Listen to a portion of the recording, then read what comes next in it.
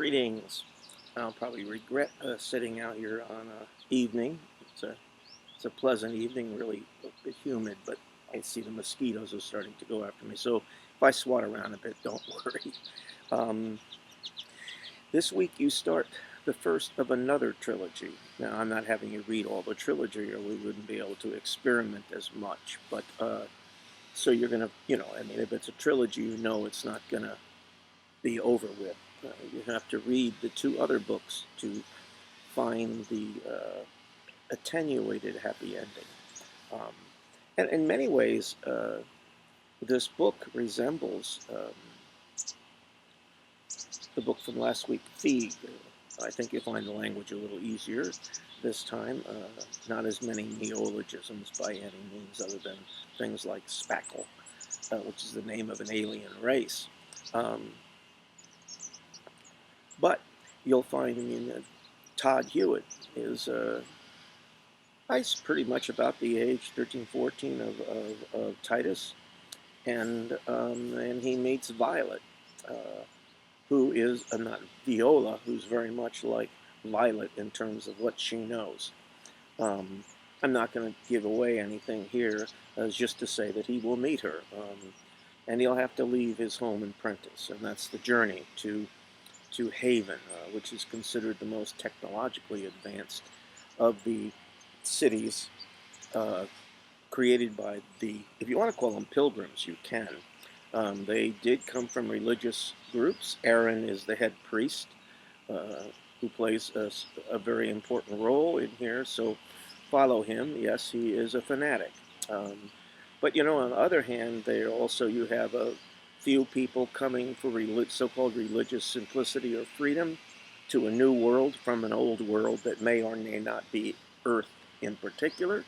However, they have an encounter with an alien species. In fact, they're the aliens, which will come up probably in the third book or so, but bear that in mind. The Spackle, they've had a war with them. And be aware of that. It is like, the Americans coming and taking over the natives and not appreciating what they have to offer and things along those lines. And, of course, blaming people for a lot of things. Now, Prentice Town is where you start, and you will end up in Haven after you visit a number of places. His books won a number of awards, including the prestigious James Tiptree Award. This is awarded to gender-bending fiction, a feminist kind of approach. Many men have won the award, including our author. And I've linked a number of things for you, including about 120 interesting quotations from the book.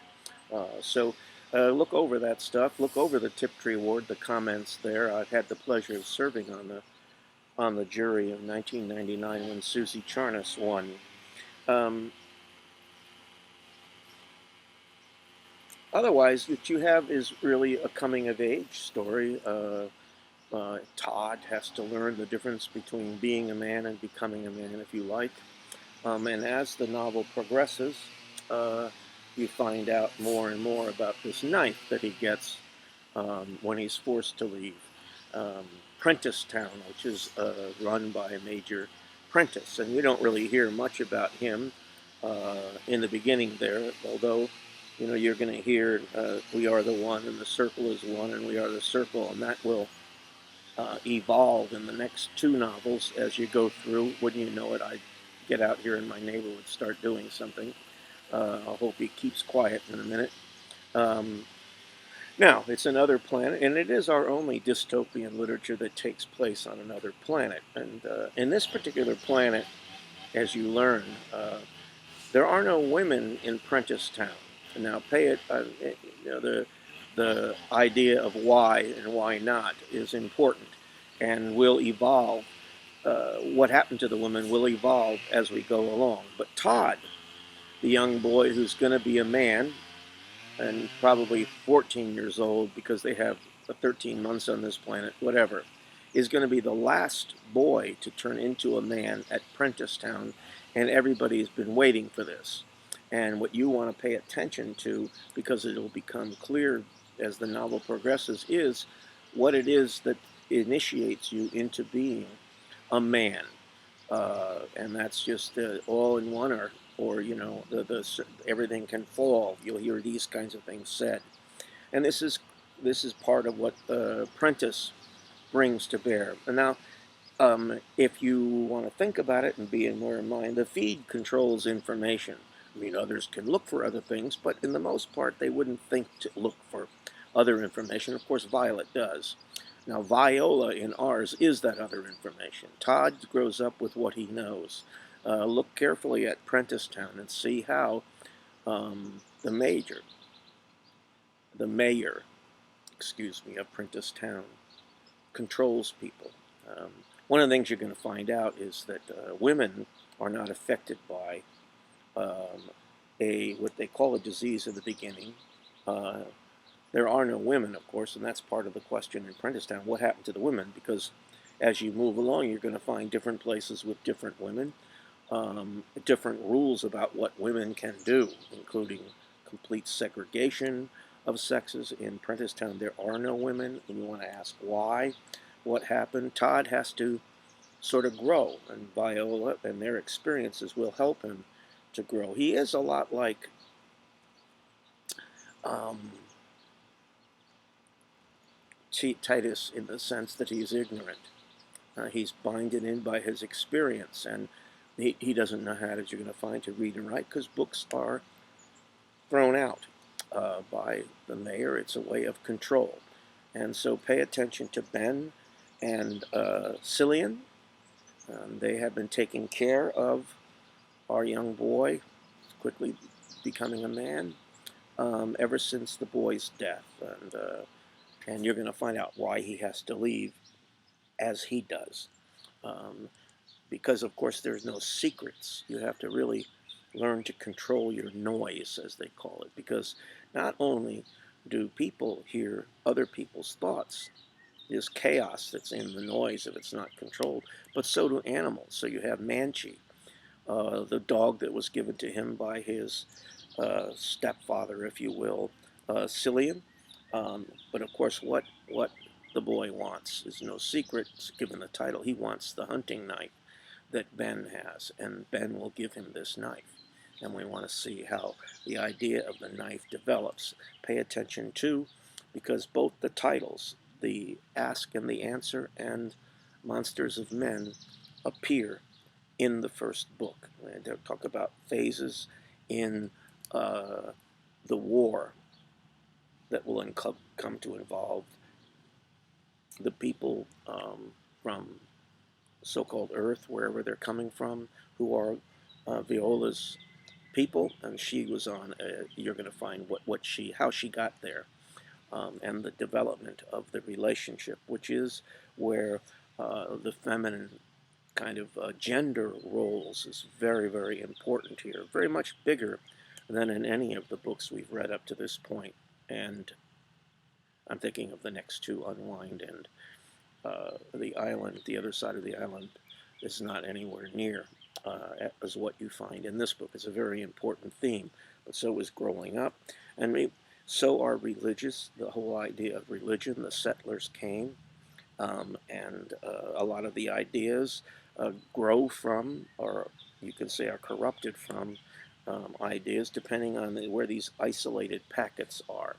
And you'll meet a lot of different people, and some of them will appear in subsequent novels. Pay attention to Aaron, um, the bane of poor Todd Hewit's existence, and he appears throughout the book, as does the mayor's son.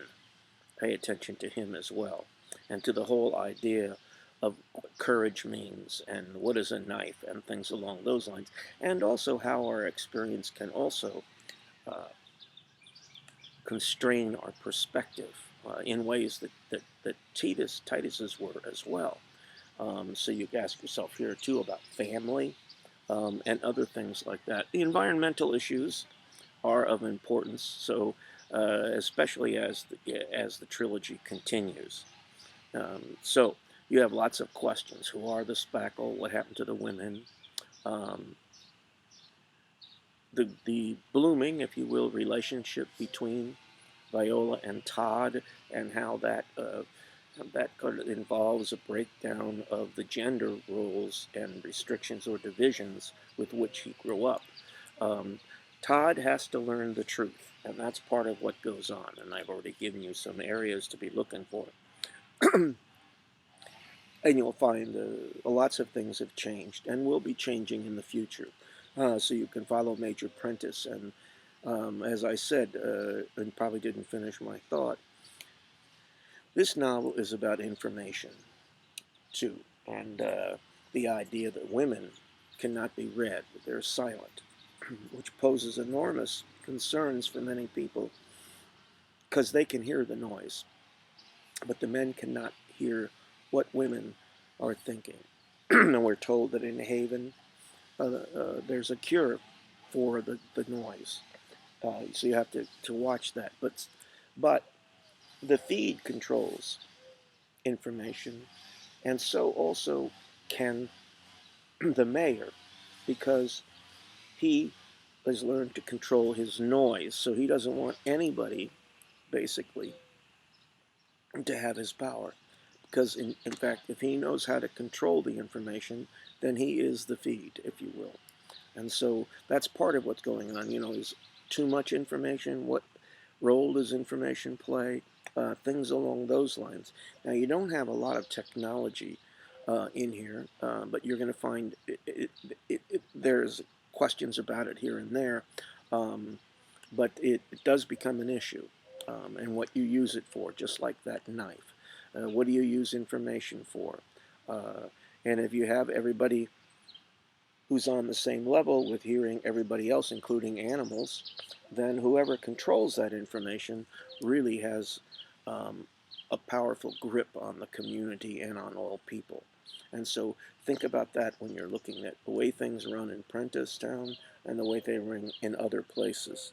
Um, Again, also the mother's diary is there, and you'll learn more about that. The mother wrote a diary to her son, and prior to her death, and you'll note that Ben and Cillian have kept that diary. You'll find out why and how. Um, and sometimes to protect people, you have to keep the truth from them, and you'll see how that develops in the book. Uh, yeah, and pay attention to as you're going through. One of the things you're going to learn, and this is as Todd is learning, that, and again, you have a lot of first-person analysis in a first-person in this particular story. The next volumes will switch, and you're going to have things from both Viola's perspective and indeed the Spackles' perspective. Pay attention to the mayor's son. Dave, I think his name is, because there's a sort of a natural rivalry between them. He's only a couple years older um, than Todd, but he plays an important role in here, um, especially with ideas about violence and its ends and power. Um, Let me see. I wrote some more things. I want to make sure I check a few things. Another thing. What threat does, pay attention to what threat our hero, our protagonist, poses for Prentisstown, and where does the young girl fit in this whole thing? And you're going to see their relationship, the boy and the young boy and the girl, as the novel progresses, and as Todd goes from ignorance basically to experience, and what price that he has to pay for that as he grows more aware. Um, and so Manchi is important. Manchi is a dog that, like all animals, actually talks. And watch their growing relationship too, because of course that's important for the book, especially in the struggle in the end with Aaron. Um, and of course you want to pay attention to Viola, as it progresses, because she becomes more aware of the the special qualities that Todd does not see he holds. As saying he considers himself a coward, as you're going to find out. So pay attention to that as it develops, and in that idea of what is it that really makes a man instead of just a birthday. Uh, okay, because you'll find that these things I'm not making, these are very important for digging into the novel, and you'll have a chance to discuss these aspects of the book on the discussion thread. Um, Journey to Haven. Um, yep. Compare Titus to all his ignorance. Yep. There is also one of the things you're going to find is Todd will run into this in the first city he visits, town, village, whatever, um, where there are people who were originally from Prentice Town, and you'll learn that those communities outside do not like Prentice Town. You have to figure out why. And this ties in with what Todd learned as opposed to what the truth is, and the lies he has to realize as he moves along on his journey. I'm trying to remember what the German word is for a novel that really shows the development of a child into an adult. Nibelungum, I think, but I'll have to look it up for you, which I'm not going to do while I'm making a video for you. But that's basically another thing, is this is a novel that is about a journey, and on the journey from Prentice Town to Haven, you're going to see that Todd is not the same person he was when he left, and so you follow through on this. I mean, he's not going to be the perfect adult or anything like that, and but you have to ask the correct questions to get the answer, as he finds in book 2. In book 3, war turns people into monsters, as the boy and Viola, one of the two of them, acknowledges. Ben is important, and you'll come to find out why. He's beloved of Todd, and he's not going to, he'll appear, okay, and in a very important juncture in the book as well. Yeah, I think that covers the idea of the important questions raised in this first book, just to give you a format to go on, and to some things to think about. What causes the noise? All those kinds of things. But be aware of a lot of what Todd knows is a lie. And so pay attention and watch through there to see how his experience sort of constrains possibilities. And this is true of Titus, too. To break the bond of what you believed in when you're that age in particular requires a great deal of trauma. And so the kind of journey and the war that'll start, as in the Hunger Games, people grow up really quickly. And the discovering the truth between appearances is psychologically wrenching. And see how young Todd handles all this, and how his growing relationship with Viola also helps to broaden his perspectives in terms of what are women, since he's never really met one, but you'll see he's seen the vids before they were destroyed and books were destroyed, but he also can see men thinking about women, because it's hard to control your noise, as it were, especially if it doesn't come just as noise, but of specific thoughts. Okay, well, I think you'll have fun with the novel. It's a delicious read. It's wonderfully organized. It's really kind of what you'd call a page turner. So enjoy the book, and I'll have a quiz up, of course, and of course get your work on getting your papers, your exams back this week. So be thinking. A couple of you have written me about possibilities. One is going to write about, asked to write about the trilogy, and about the contrast between a couple characters, one of whom you've met, and that would be Prentice, and another person you meet in the second book. What I said to that person was, fine, contrast between the two, but tie it in with some big issues, because especially in terms of what happens with war and the struggle that comes about, because that conflict is important to reinforcing major ideas in the novel that affect both Todd and Viola, and indeed the whole planet, as we come to find out, especially with respect to things like the Spackle, whom they call aliens, who are basically the Indians, Native Americans, American Indians. In many respects, they are there first, and they know what's going on. Okay, you find in the first one that there's been a war and the Spackle were defeated. Well, that, you know, remains true, but it's not. It's an issue that'll come up in the other two books. So whatever your topic is for your essay, and I've said this in other contexts, make sure you have an argument about what's significant in terms of what you're going to do with your short 3 to 3.5 page paper that I want before the end of the semester. Okay, enjoy a good week. Excuse me. I hope you all have a good 4th of July, and I'm going to get out of the mosquitoes, especially since my neighbor's mowing.